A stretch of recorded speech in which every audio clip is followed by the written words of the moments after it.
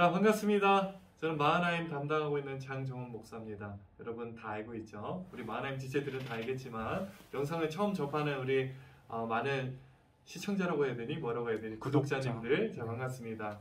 함께 말씀을 나눌 수 있었으면 좋겠어요. 우선은 골로새서의 간단한 배경 설명 부탁드리겠습니다. 골로새서는 바울 서신 중에 하나죠. 바울이 쓴 골로새 교회를 향한 편지입니다. AD 62년경에 바울이 3차 전도 여행 때 에베소 교회에서 썼다는, 에베소 지역에서 썼다는 학자들의 많은 의견들이 있고, 특별히 이 골로새 교회는 바울이 개척한 교회가 아닙니다. 에바브라라는 사람에 의해서 개척이 된 교회죠. 그래서 바울의 제자였던 에바브로가 바울에게서 복음을 전해받고 그 받은 바 은혜를 가지고 고향으로 돌아가서 고향에 교회를 세웠다. 근데 이 고향 교회인 골로새 교회에 어떤 문제가 있었냐면 기독교 신앙과 함께 더불어서 미신을 융합해서 섞어서 그렇게 신앙생활을 하는 경향성이 있었어요. 그래서 바른 복음, 예수 그리스도에 대한 바른 지식에 대해서 바울이 역설을 하고 그리스도의 탁월함과 그리스도의 영광스러움에 대해서 길게 서술하고 있는 책이 골로새서라고 할 수 있겠죠. 골로새서를 쭉 읽어보니까 네. 이 바울이 3장 초반에 구분됨을 많이 강조를 하더라고요. 구분됨, 네. 그렇죠. 그래서 뭐 옛사람이라든지 혹은 뭐 하늘의 것 이런 단어를 통해서 이렇게 구분을 강조를 하는 거를 보았는데 혹시 이 부분에 있어서 설명해 주실 게 있으실까요? 자, 위에 것이 있으면 아래 것도 있겠죠. 그럼 바울이 먼저 전제를 이렇게 깔고 시작을 해요. 1절에 보니까 그러므로 너희가 그리스도와 함께 다시 살리심을 받았으면 위에 것을 찾으라. 그러니까 다시 살리심을 받았으면 나의 정체성이 땅에 속하지 않고 하늘에 속한 다시 거듭난 구원받은 하나님 백성이라면 이제 이 땅의 것을 찾는 것이 아니라 위의 것을 찾는 삶을 살아야 된다.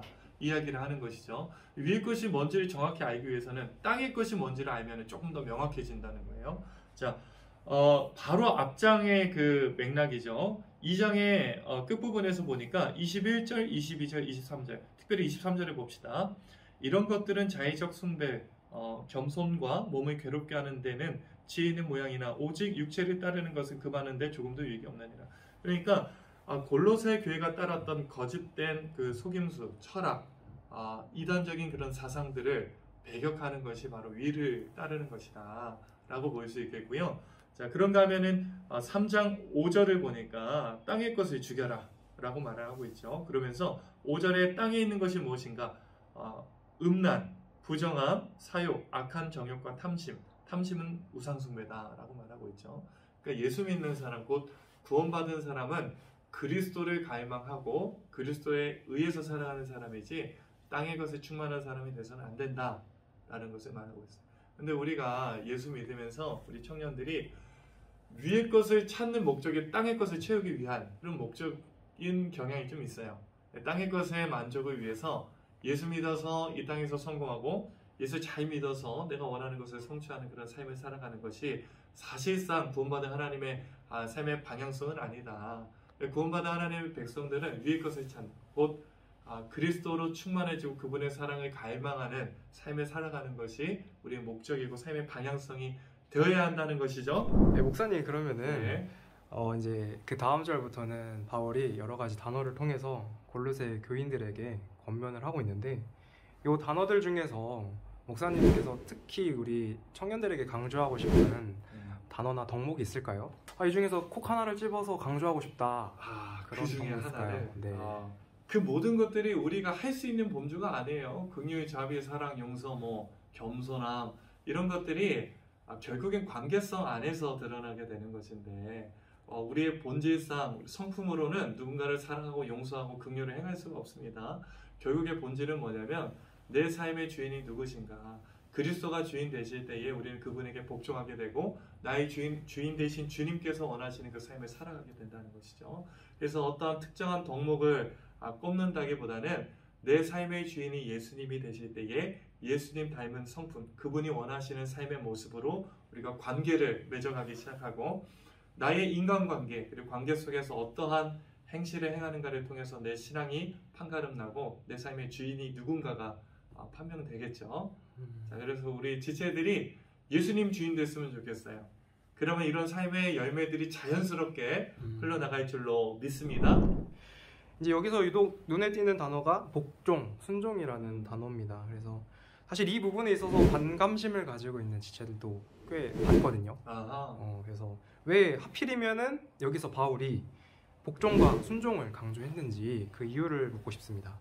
죽게 하듯 하라. 그러니까 한 대상을 바라보고 자녀든지 부모님이든지 또 배우자의 관계 안에서든지 그 사람에게 행하는 것이 아니라 그 사람을 주님으로 대입하는 거예요. 그래서 주님에게 하는 듯이 주께 복종하듯이 할 때에 우리는 인간관계 안에서 수많은 상호관계 그리고 여러 복잡한 관계 안에서 신실한 관계를 맺어갈 수 있다는 것이죠.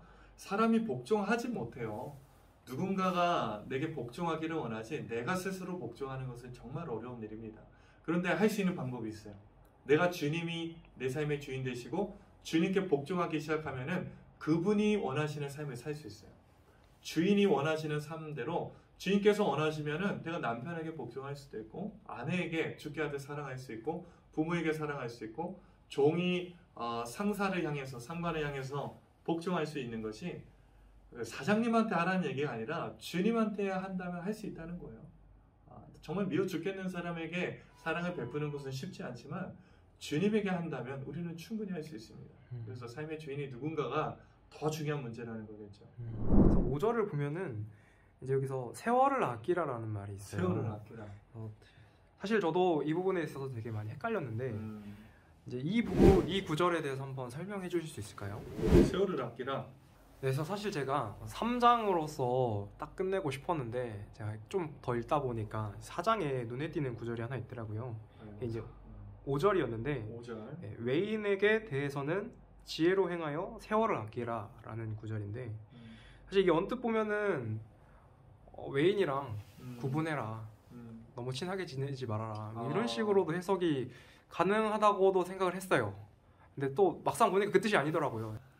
자, 이게 맥락적으로 봤을 때 전도와 관련이 돼서 이제 이야기가 쭉 나오고 있죠. 그리고 5절에 보니까 외인에 대해서는 지혜로 행하여 세월을 아껴라. 세월을 아끼다는 표현이 세월을 건져내다 라는 의미에서 다른 성경에서 보면은 너가 근면성실하게 계획적으로 삶을 살아가라 이런 의미로 해석할 수 있지만 오늘 이 골로새서 문맥 안에서 이 부분은 타인을 향한 전도의 자세와 태도, 내가 어떻게 준비를 할 것인가.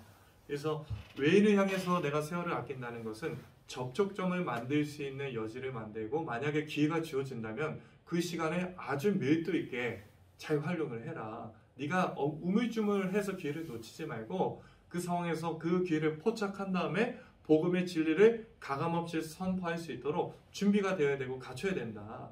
그래서 이 골로새 문맥 안에서 성도들을 향해서 이런 권면을 하는 것이 무엇일까? 난 바울의 경험이라고 생각하거든요.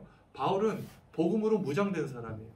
그는 유대인들에게만 복음을 전한 것이 아니라 이방인에게 복음을 전했어요. 그 대표적인 예가 누굽니까? 에바브로예요. 그러니까 이 사람에게 복음을 전할 기회를 잡았을 때에 허투루 쓰지 않았어, 시간. 있는 그대로 충실하게 복음을 그대로 전함으로 에바브로가 변화돼서 어떤 역사가 일어났지? 에바브로를 통해서 골로새 교회가 세워지는 거예요. 그래서 내가 복음을 소유한 자로서 언제든지 개봉박도 열면은 봐도 쏟아낼 수 있을 만큼 시간을 아끼고 세월을 아껴서 준비가 됐을 때 하나님 그걸 사용하십니다. 얼마나 놀랍습니까? 누가 예수 믿을지 우리가 어떻게 예측하겠냐고. 그러나 우리가 언제나 준비하고 있을 때 가까운 지인, 가족, 친구, 오랜만에 만난 그 사람에게 기회가 주어졌을 때 세월을 아낌으로 내 준비된 복음을 바로 전달함으로 그 안에 내가 생각지 못한 놀라운 열매가 맺어질 수 있다는 거겠죠.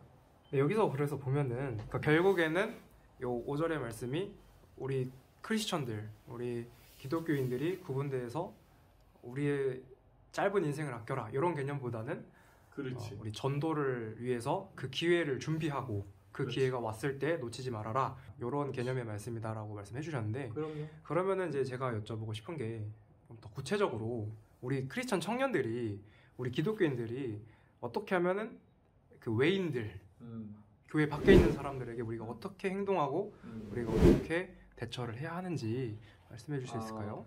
결국에는 골로새서 4장에 와서 바울이 이런 권면을 합니다. 그런데 앞부분에서부터 보면은 먼저 골로새 성도들이 그리스도로 충만해질 때 만유보다 뛰어나신 만물의 주인 되신 그 그리스도에 대한 확신이 있을 때 우리가 복음으로 무장되어지고 가진 것이 있어야 나가는 것이 있어요.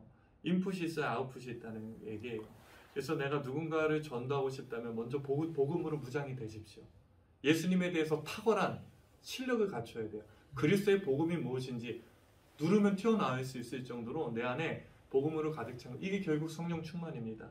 예수님으로 가득 찰 때에 내 안에 있는 것이 나오게 되지 없는 것이 나오지 않습니다. 이 내용들을 통해서 우리 특히 청년들에게 우리 대학생들 그리고 이제 취업을 준비하는 지체들 그리고 이제 취업의 초년생들에게 이렇게 전하고 싶은 말씀이 있을까요? 자, 우리 젊은이들이 땅의 것에 충만합니다. 땅의 것을 갈망하고 기대하고 바라봅니다. 이 땅에 그냥 청년들뿐만 아니라 예수 믿는 청년들도 관심사가 땅에 국한되어 있어요. 그런데 성경은 고개를 들어라. 위의 것을 좀 봐라. 예수 믿는 자로서 너희 정말 네가 붙잡아야 될 갈망할 것이 무엇인가? 자, 그리스도를 아는 지식을 갈망하는 것이 첫 번째입니다. 우리 이 땅에서 그냥 하늘만 바라보고 살아라가 아니에요. 예수를 믿는, 예수를 향한 갈망함이 있을 때 그 신앙이, 그 지식이 우리 삶을 만들어내기 때문에 성경은 우선순위에 대해서 말하고 있는 거예요. 네가 땅의 것을 집중하지 않고 하늘의 것을 집중하기 시작할 때에 하나님께서 땅의 열매를 맺어주실 것이다. 그래서 여러분, 예수 믿는 청년들이 예배 드리는 것, 소그룹 나눔을 하는 것, 성경 공부를 하는 것, 교회 안에서 시간을 드리고 봉사하고 섬기고 교제하는 것이 결코 낭비가 아닙니다. 이곳에서 위의 것을 찾기 시작할 때에 그리스도에 대한 지식으로 가득 차고 그 지식이 열매를 맺어가고 그 열매를 통해서 삶의 퀄리티가 나타나기 시작할 거예요. 그래서 2000년 전에 바울을 통해서 에바브로가 변화되고 골로새 교회가 회복되어졌다면 그 복음의 능력은 2000년이 지난 지금도 유효하다고 저는 확신합니다. 예수 믿는 청년들이 땅의 것에 국한되지 말고 하늘의 것을 바라봄으로 정말 채워짐을 경험하고 이 땅에서 다른 차이를 가진 놀라운 능력을 가진 청년들 되기를 간절히 축복합니다. 자, 마하나임 지체 여러분 그리고 영상을 시청하는 많은 여러분 사랑하고 축복합니다. 날씨가 많이 추워졌어요. 이럴 때일수록 우리가 더욱더 나를 향한 옷깃을 여미는 것보다 다른 사람을 품어낼 수 있는 따사로움, 풍성함이 가득한 이번 겨울이 됐으면 좋겠고 오늘 골로새서 말씀과 같이 하늘을 갈망함으로 하나님의 은혜, 그리스도로 충만해짐으로 내 삶에 정말 따뜻한 예수님 닮은 성품과 놀라운 능력들을 구비하는 여러분 되길 간절히 축복합니다. 화이팅!